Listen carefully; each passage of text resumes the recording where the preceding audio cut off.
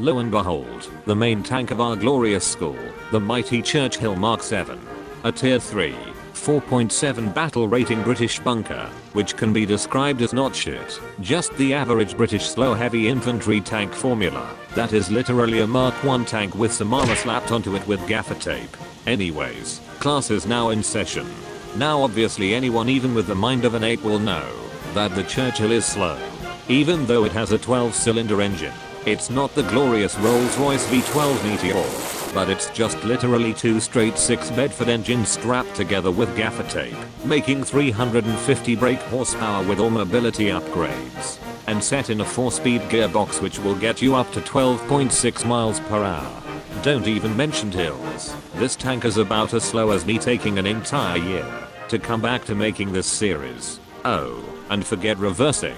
That is only there to park inside London, but I guess you can use it to pull back from peeking around corners. On large maps, this speed will be incredibly boring.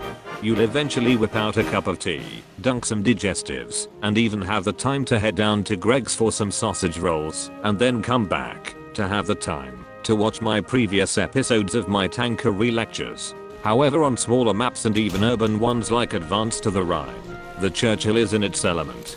Now, you're probably thinking that the mobility of the Churchill is worse than even Hitler's mobile bunker. Well then let's find out with a simple drag race.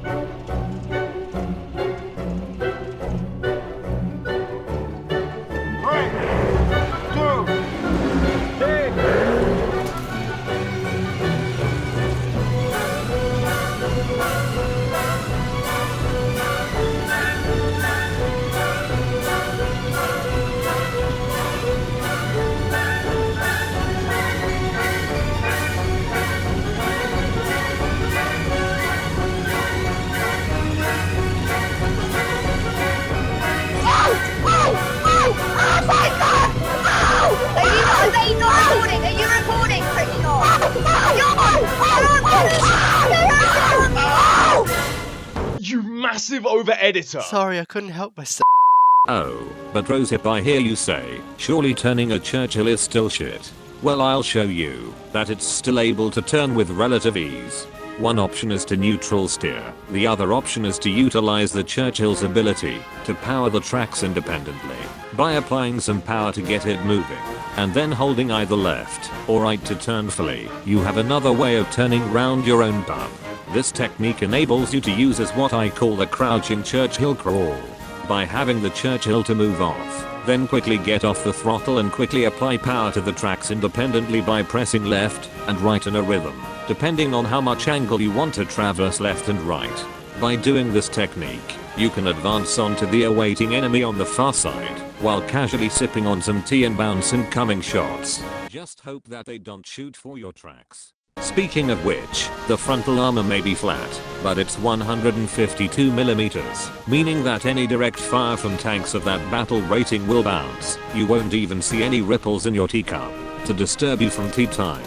And it's even better when you have your armor angled 40 degrees. Also, your tracks extend outwards, making it harder for the enemy to get a good shot, though there are some weak spots. Take the turret ring for example.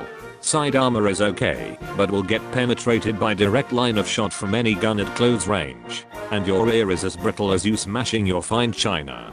At an up tier to 5.7, any of these tanks will be a challenge to deal with, whether it's their high penetrating gun or their thick armor. You will struggle to defeat them. However, in a top tier, the only threats you'll encounter are any of these fuckers that were meant to counter this lump of heavy British bias, or even that 152 massive thing. Okay, that last one, it's questionable. You can survive against the KV-2's HE or concrete round. But really it depends on RNG. Last I recalled regularly dealing with these bastards, I happened to survive every shot and only get my tracks blasted. Then I could return fire and kill that goddamn fucking ugly stupid boxy lumbering pile of shitty steel shitted out from God knows where utterly depressing piece of Russian shite. They say it has big gun. But I have the FP 4005. Kneel before me. Anyways, back to the Churchill. The 75mm ordnance quick-firing Mark V cannon is a really poor performer. Cause Gaijin just loves to not care for using actual historical data and relies on a fucking penetration formula. Oh, how Gaijin loves to fuck around with the British. It carries the same shells used on the Yanks M3 cannon, except the British doesn't get the HE filler it definitely needs. But we Brits don't cry over spilled tea. We do what we do best. Take 35 to 40 M61 shots, telling HE to bugger off back to the MOD. And then we simply blast them to Kingdom Come with a SAM's precise aim. And with Orange EPCO's reload speed of 5 seconds, teaching them a lesson to never mess with the might of the British. We aim for their gunners first, then continue pumping teabags to wipe out their other crew members and even going for ammo racks. Keep in mind that the M61 shot has only 103mm of penetration at close quarters on flat armor. And at range it's even worse. At 500 meters you'll only penetrate up to 89mm. But then again, so long as the enemy has generally weak armor, you can still be able to deal some damage to hopefully knock them out. The Churchill has excellent gun depression at 12 degrees and a fast turret speed of 24 degrees per second. These will come in handy, especially those Nippon screaming otakus that wants to charge in all directions, but you initiate your inner elegance and sip on some twinings as you take aim and fire back like a true Englisher.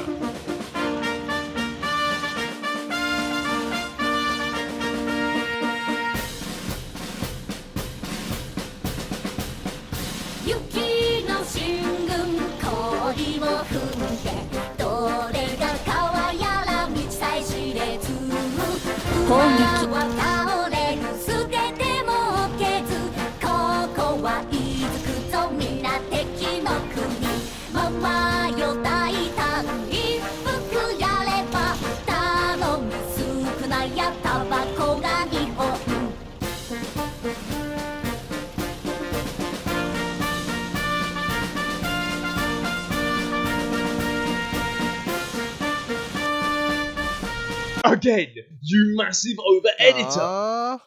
Come on. Ripchi Hartan. They tried but brought shame to their school. GG. Good luck against Ori. Also using smoke grenades is pointless. You don't have the speed to escape. So better just shrug off shells with your armor. Like all this Brexit nonsense. Now we get onto the modifications. Start with parts, then WD-44 making that turret ring go fast. FPE, M61 shot. Recruiting any girl named after a T. More WD-40 to aim your gun quicker. Spare tracks strapped to the outside of the tank. Cause you have no boot in the back to keep when you have a puncher on the A303 past Stonehenge. And then fully upgrade the mobility by starting with the engine and transmission. Cause you're better off being faster to 13 miles per hour than those two idiots pushing the equivalent weight of a Churchill. Focus on tank driving, targeting, weapon reloading, leadership, vitality, keen vision, field repair and agility. Get an expert crew or an ace crew if you can afford to obtain those golden pigeons. To become the elegant lady, one must keep calm and be patient when traveling to your position. Become the meat shield for your team by soaking up shots and wield the gun to carry you through the battlefield, whilst making sure no Jerrys take you from behind. Otherwise you'll be court-martialed and sentenced by firing squad for letting those fuckers cap the point. Right lads, class is now dismissed. Go out there and make Darjeeling proud. Show them the might of Saint Gloriana, and as we say, no matter how fast we drive our tanks, we never spill even a drop of tea.